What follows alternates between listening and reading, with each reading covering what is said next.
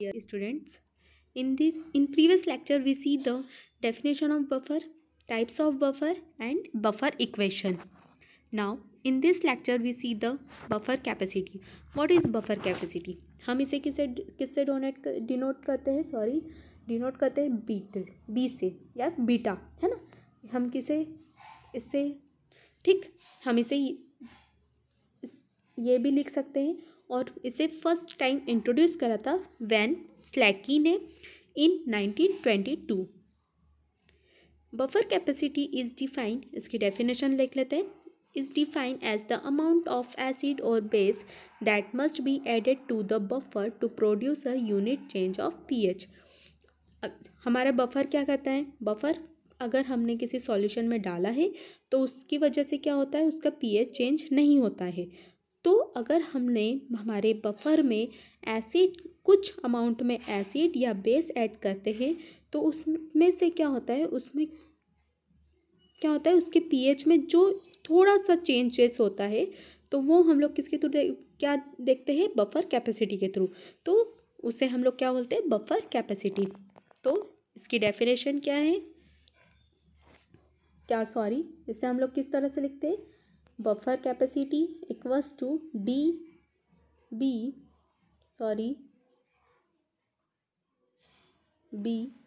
Upon D P H. ठीक, same वही चीज़ है कि अगर ये ऊपर क्या है, हमारा बफर है. ठीक, डी बी मतलब कुछ अमाउंट में हमने एसिड बफर जो यूज़ करा है, फिर उसके अंदर upon D P H.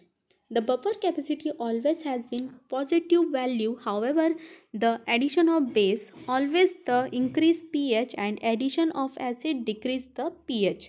This dB and dpH always have the same sign. क्या होता है? अगर हमने जो हमारा बफर कैपेसिटी है वो हमेशा पॉजिटिव वैल्यू देता है. क्या होता है पॉजिटिव वैल्यू? मतलब हमेशा पॉजिटिव वैल्यू देना मतलब 0 से ऊपर की वैल्यू देता है ना. ये क्या है? Positive value. अगर हमारा पीएच इंक्रीज होता है, जैसे अगर हमने इसमें बेस ऐड करा, हमारे बफर में बेस ऐड करा तो हमारा पीएच क्या होगा? इंक्रीज होगा, है ना. बेस है तो बेस क्या होता है? 7 से ज़्यादा ही होता है. तो अगर हमने बेसिक चीज़ ऐड करी, एल्कलाइन ऐड करा, तो उसकी वजह से क्या होता है? हमारा पीएच इंक्रीज होता है. अगर हमने इसमें एसिड ऐड करते हैं तो उस वजह से क्या होता है? इसका पीएच डिक्रीज होता है. The value of buffer capacity depend not only the nature but also the pH. जो हमारी बफर कैपेसिटी होती है वो हमारे सॉल्यूशन के नेचर के ऊपर डिपेंड नहीं करती है बट उसके पीएच के ऊपर डिपेंड करती है. Which is relative concentration of acid and it's conjugated base. ये किससे रिलेट करती है? जो हम लोगों ने देखा था एसिड, अगर हमारा स्ट्रॉन्ग एसिड सॉल्यूशन है तो उसमें हम लोग क्या ऐड करते हैं? Weak base. Strong acidic solution में हम लोग क्या ऐड करते हैं? वीक बेस ऐड करते हैं.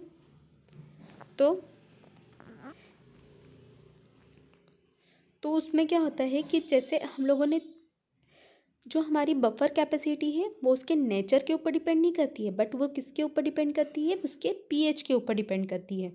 The graph is plotted between buffer capacity and pH for acetic acid and sodium acetate. ये क्या है? हमारा एसिटिक एसिड है. ये हमारा एसिटिक एसिड है और ये क्या है? हमारा सोडियम एसीटेट. एसिटिक एसिड का सॉल्ट के फॉर्म क्या होता है? Sodium acetate. तो इसके बीच में एक ग्राफ बनाया है. तो ये ग्राफ के थ्रू देखो कि अगर हमने हमारा पीएच इंक्रीज करा, है ना, हमारा पीएच क्या हो रहा है? बफर कैपेसिटी इंक्रीज हो रही है. यहाँ पे वाई की जगह वाई एक्सिस पर क्या है? Buffer capacity and x axis पर क्या है? पीएच. क्या है? पीएच. अगर हमारा बफर कैपेसिटी इंक्रीज हो रही है तो हमारा पीएच भी इंक्रीज हो रहा है. देखो यहाँ पे हमारी बफर कैपेसिटी कितनी है? 1 है तो हमारा पीएच भी इंक्रीज हो रहा है 3, 4. यहाँ हमारी बफर कैपेसिटी 0.4 है तो यहाँ हमारा पीएच भी कम हो रहा है ना. ये कितना है? एसिडिक है. और यहाँ पे अगर हमारी बफर कैपेसिटी इंक्रीज हो रही है तो यहाँ पे क्या हो रहा है? पीएच भी इंक्रीज हो रहा है। फिर एक लिमिट के बाद में क्या हो रहा है, वो कांस्टेंट हो रह रहा है और फिर उसके बाद में फिर डिक्रीज हो रहा है। ठीक, जैसे जैसे वो सॉल्ट फॉर्म में कन्वर्ट होगा वैसे वैसे वो क्या होगा, डिक्रीज होने लगेगा।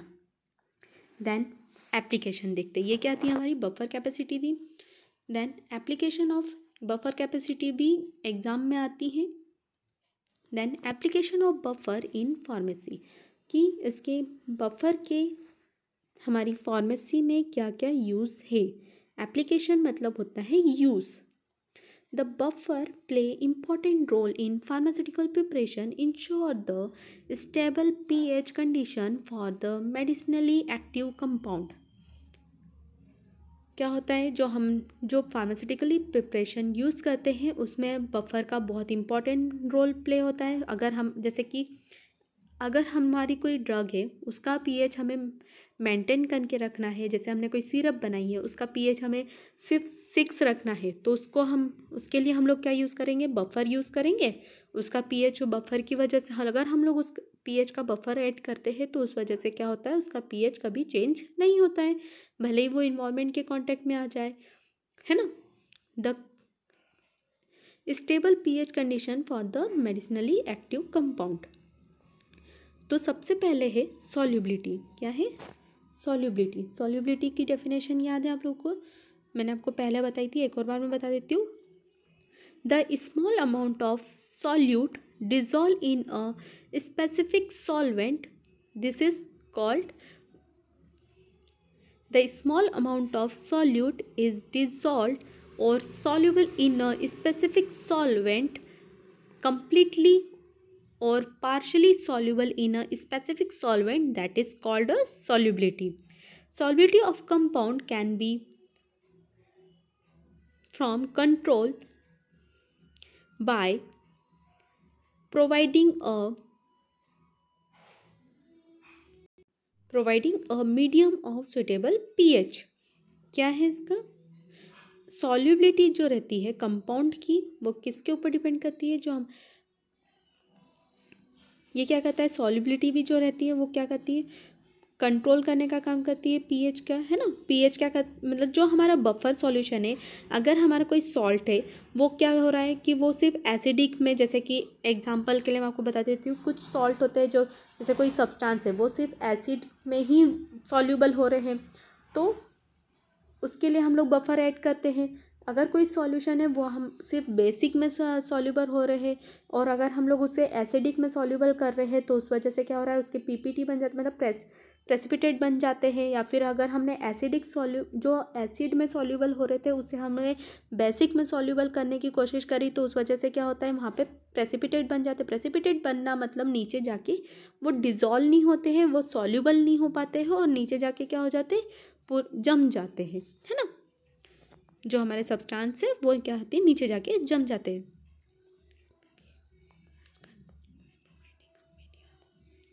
तो इसका एग्जाम्पल क्या है, many inorganic salt such as, जैसे मैंने अभी आपको बताया, ferrous, phosphate, borate are soluble in acid. जो हमारे ये कंपाउंड इनऑर्गेनिक कंपाउंड है वो सिर्फ एसिड में सॉल्यूबल होते हैं। अगर उन्हें हम बेसिक सॉल्यूशन एल्कलाइन मीडियम में सॉल्यूबल करना चाहे तो वो क्या करते हैं, पीपीटी प्रेसिपिटेट फॉर्म कर लेते हैं।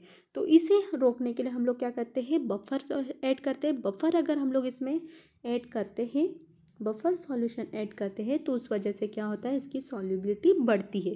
ठीक, फर्स्ट एप्लीकेशन है, फर्स्ट यूज़ है यहाँ पर। देन फिर नेक्स्ट यूज़ है कलर जो रहते हैं हमारे नेचुरल डाई होती है। The colour of many natural dyes in fluid extract or the certain systematic synthetic drug that has been found to be pH dependent. कुछ हमारी जो सिंथेटिक ड्रग होती है वो क्या होती है, पीएच डिपेंडेंट होती है। तो अगर हम उसे कलर देना चाहे, है ना, अगर हम उसे कलर देना चाहे तो कुछ कलर होते हैं जो कि एसिड में ही सॉल्यूबल होते हैं, कुछ कलर होते हैं जो कि बेसिक में ही सॉल्यूबल होते हैं। बट अगर हमारी जो ड्रग है वो क्या है, क्या है, एसिडिक, जैसे हमारी जो ड्रग है वो क्या होती है, एसिडिक है, बट जो हम कलर यूज़ कर रहे हैं वो क्या है, बेसिक है, वो बेसिक में ही सॉल्युबल है, और जो हमारी ड्रग है वो एसिड में है। तो उसके लिए हमें क्या करना पड़ेगा, हम लोग एक मेंटेन पीएच रखेंगे, और उसके लिए हम लोग क्या यूज़ करते हैं, बफर। तो जैसे कि यहाँ पे एग्जांपल है, रेड कलर जो रहता है, red colour of cherry maintain at the acid pH. ये क्या होता है, ये एसिडिक पीएच को मेंटेन करके रखती है। और पेल येलो कलर वो क्या होता है, basic pH maintain Raspberry syrup. इसमें है वो क्या करती है, रेस्पबेरी सिरप में क्या करती है, रेस्पबेरी सिरप में वो क्या करती है, पीएच को, बेसिक पीएच को मेंटेन करने का काम करते हैं। ठीक, स्टेबिलिटी ऑफ सर्टेन कंपाउंड जो हमारे, अच्छा स्टेबिलिटी क्या होती है, जैसे हमने कोई ड्रग बनाई, ठीक, ये ड्रग है, मैं आपको सिंपल से इसमें बताती हूँ, टेम्परेचर से रिलेटेड। ये ड्रग है, जैसे कई बार आपको दिया होता है कि जो अगर कोई सिरप है या कोई टैबलेट है तो आपको, या फिर कोई ऑइंटमेंट वगैरह दिया जाता है, तो उसे कहा जाता है कि इसे कूल प्लेस पर ही रखना है, आपको इसको फ्रिज में रखना है ना। देन आपको इसको इसके बाद मतलब उसे उसी तरह से यूज़ करना है, फ्रिज में रख कर ही। तो वो क्या कहलाती है, उसकी स्टेबिलिटी। जैसे कुछ, ये हमारी ड्रग है ना, ये कितने टेम्परेचर पे, 3 डिग्री सेल्सियस, इतने टेम्परेचर पर ही रखोगे तो ही ये ख़राब नहीं होगी। अगर आपने इससे ज़्यादा टेम्परेचर, जैसे मतलब आपने इसका टेम्परेचर कर दिया 37, है ना, रूम टेम्परेचर पे लेकर आ गए, अगर आपने इसका टेम्परेचर इतना कर दिया तो क्या हो जाएगी, ये डिग्रेड हो जाएगी, क्या हो जाएगी, ख़राब हो जाएगी। अगर आपने 3 से इसका टेम्परेचर कर दिया -3, ठीक, तो क्या हो जाएगी, फिर भी ये ख़राब हो जाएगी। आपको इसका टेम्परेचर 3 से ना कम करना है, ना इस 3 से ज़्यादा करना है। ठीक, तो ये क्या हो गई, इसकी स्टेबिलिटी हो गई, कि इसकी स्टेबिलिटी क्या है, 3 डिग्री सेल्सियस पर ही ये हमारी टैबलेट स्टेबल रहेगी, ख़राब नहीं होगी। अगर आपने इसका टेम्परेचर इससे कम कर दिया या इससे ज़्यादा कर दिया तो क्या होगा, हमारी ड्रग ख़राब हो जाएगी। तो सेम जो हमारा बफर रहता है वो हमारी जो कंपाउंड है उसकी स्टेबिलिटी को मेंटेन करता है ना। जैसे कुछ कंपाउंड है जो कि ये, जैसा हमारा ये टैबलेट है, अब ये सिर्फ कितने पीएच पर रहेगी, 2.5 to 5 पीएच पर ही रह सकती है। अगर आपने इससे ज़्यादा करा तो वो ख़राब हो जाएगी, या आपने इससे कम पीएच कर दिया तो वो ख़राब हो जाएगी। तो उसकी स्टेबिलिटी को भी मेंटेन करने का काम कौन करता है, बफर। तो इसका एग्जांपल क्या है, adrenaline with dissolve oxygen in presence of alkaline medium. जो एड्रेनालिन है उसे हम लोग किसके साथ डिसॉल्व करते हैं, ऑक्सीजन के साथ, किसके प्रेजेंस में, एल्कलाइन मीडियम मतलब बेसिक मीडियम के प्रेजेंट में करते हैं। So it's solution for injection to be buffered to the most stable pH range. क्या होती है मोस्ट स्टेबल पीएच रेंज, क्या है इसकी, injection to be buffered to the most stable pH range is 2.5 to 5। देखो एड्रेनालिन जो है उसे अगर हमें ऑक्सीजन के साथ डिसॉल्व करना है तो वो किसके प्रेजेंट में होगी, एल्कलाइन मीडियम के प्रेजेंट में ही होगी।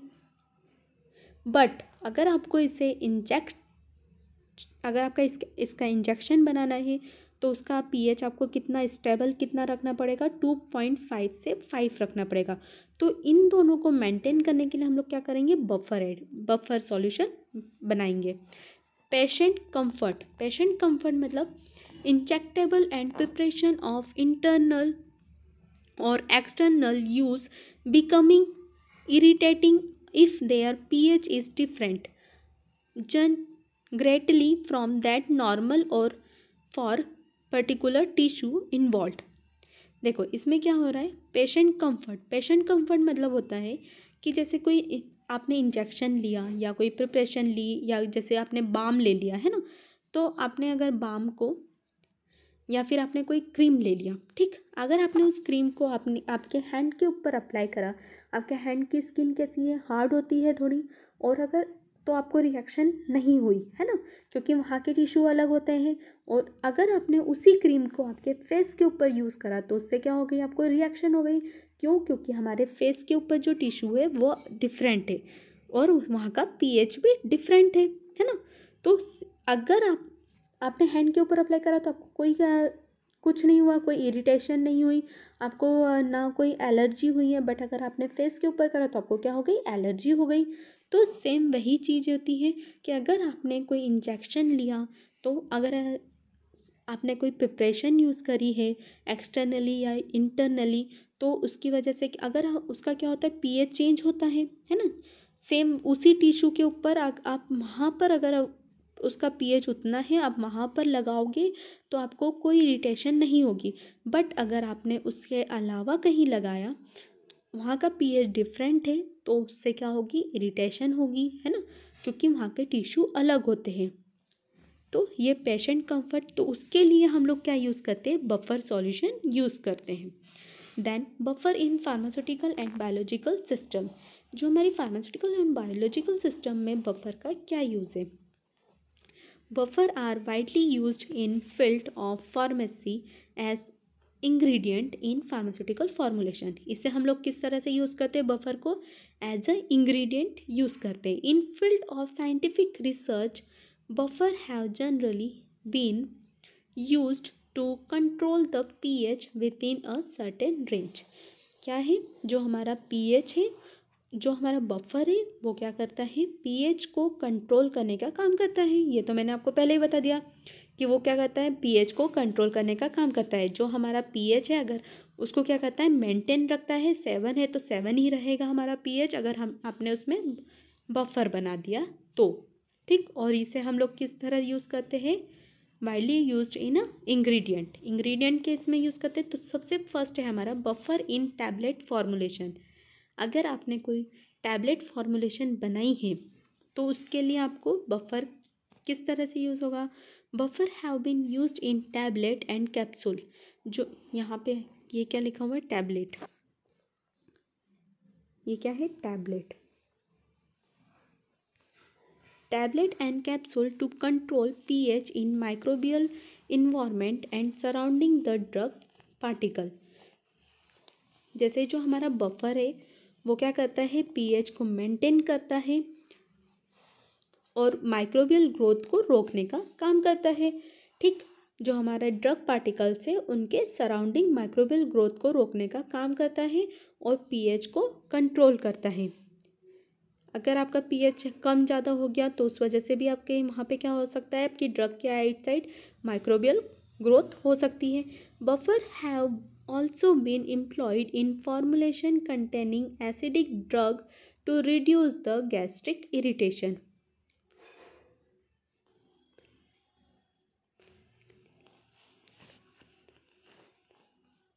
अगर जैसे आपकी कोई ड्रग है वो क्या कर रही है, गैस्ट्रिक इरिटेशन कॉज कर रही है, तो आप उसमें अगर बफर ऐड करते हैं तो उससे भी क्या हो सकता है, वो भी रिड्यूस हो सकता है। उस जो हम अगर जैसे आपकी कोई ड्रग है वो क्या है, गैस्ट्रिक इरिटेशन कॉज करती है, बट अगर आपने उसमें क्या करा, बफर की तरह यूज़ करा, है ना, बफर लिया, बफर के साथ करा, तो उसकी वजह से क्या होगा, वो रिड्यूस कर देगी, गैस्ट्रिक इरिटेशन को रिड्यूस कर देती है। Buffer agent used in oral solid dosage form include antacids such as biocarbonate, magnesium carbonate and sodium citrate.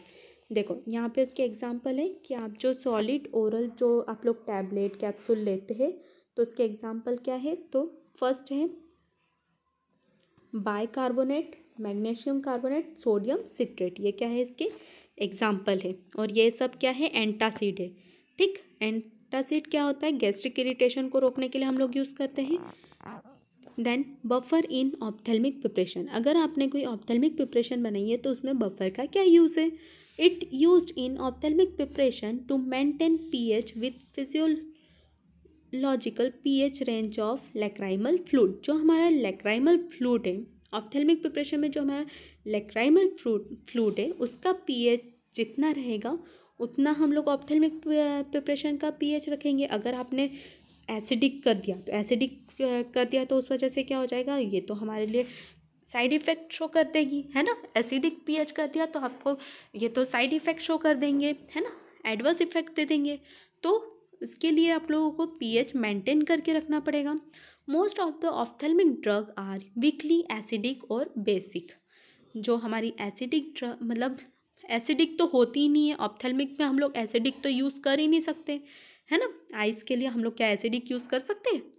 तो most of the ophthalmic drug are weakly acidic. Weakly acidic मतलब क्या होता है, उसका पीएच कितना होगा 6-7, है ना।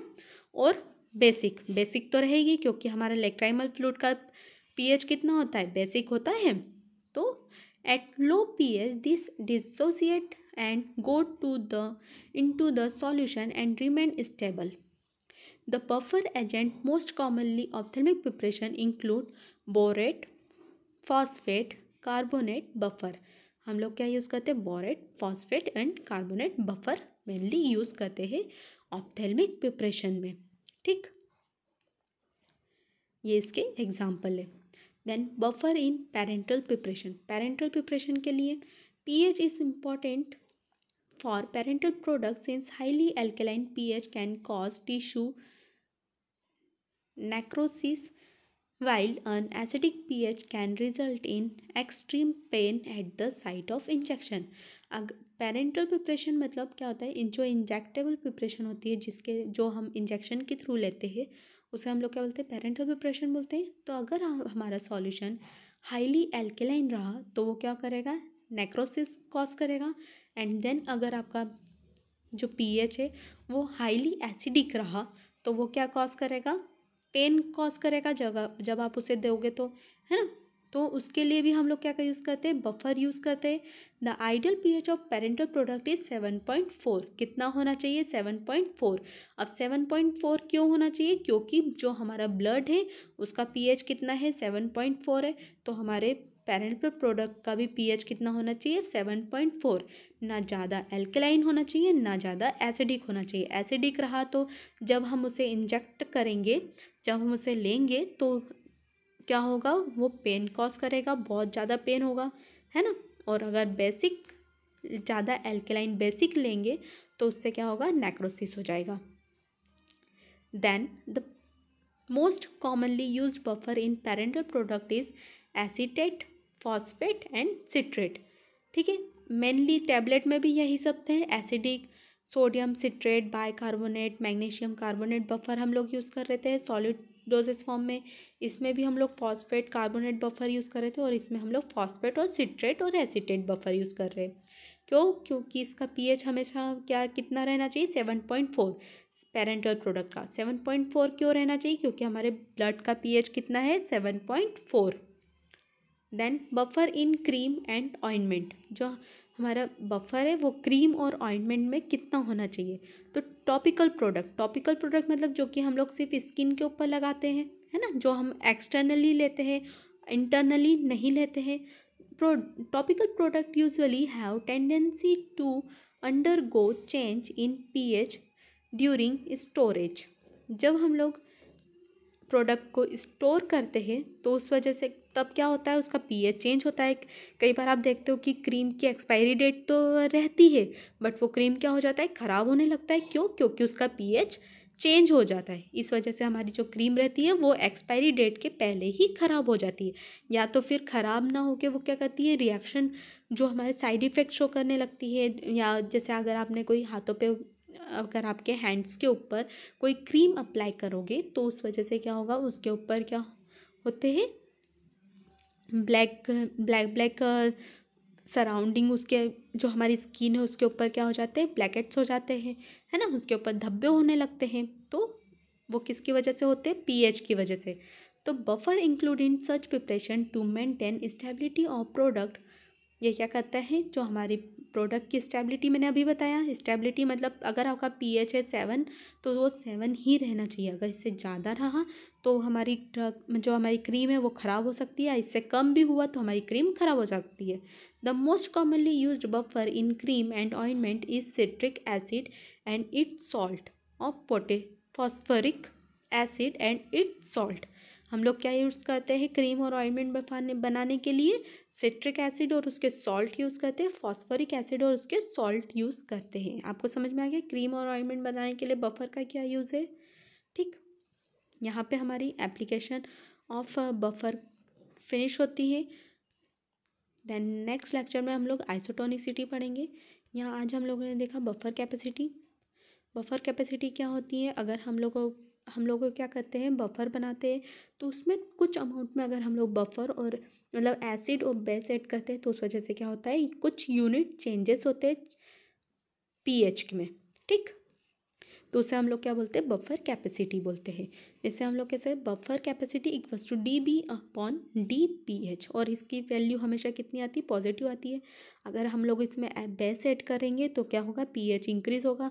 अगर हम इसमें एसिड ऐड करेंगे तो पीएच क्या होगा, डिक्रीज होगा। ठीक, ये क्या थी, हमारी बफर कैपेसिटी थी। देन हमने एप्लीकेशन देखी सॉल्युबिलिटी इंक्रीज़ करने में। अगर हमें कोई कंपाउंड बनाया था उसकी सॉल्युबिलिटी अगर हमें इंक्रीज़ करनी है तो हम लोग बफर यूज़ करेंगे। कलर के लिए हम लोग बफर यूज़ करते हैं। स्टेबिलिटी मेंटेन करने के लिए हम लोग बफर यूज़ करते हैं। पेशेंट कंफर्ट के लिए हम लोग बफर यूज़ करते हैं। देन फिर सॉलिड डोसेज फॉर्म में बफर यूज़ करते हैं। पेरेंटल प्रोडक्ट के लिए बफर यूज़ करते हैं। ऑप्थेल्मिक प्रोडक्ट आँखों के लिए हम लोग बफर यूज़ करते हैं, है ना। क्योंकि लैक्राइमल फ्लूइड का जितना पीएच रहेगा हम लोग उतना ही बफर यूज़ करेंगे। पेरेंटल प्रोडक्ट के लिए जो अगर ब्लड का पीएच जितना रहता है उतनी हम लोग वो ही बफर यूज़ करेंगे, है ना, उतने पीएच का ही बफर यूज़ करेंगे। और क्रीम और ऑइंटमेंट बनाने के लिए हम लोग बफर यूज़ करते हैं। ये हम लोगों ने देखा है, ये इसके एप्लीकेशन है। ये भी आपको एग्ज़ाम में पूछ सकते हैं। Now thank you.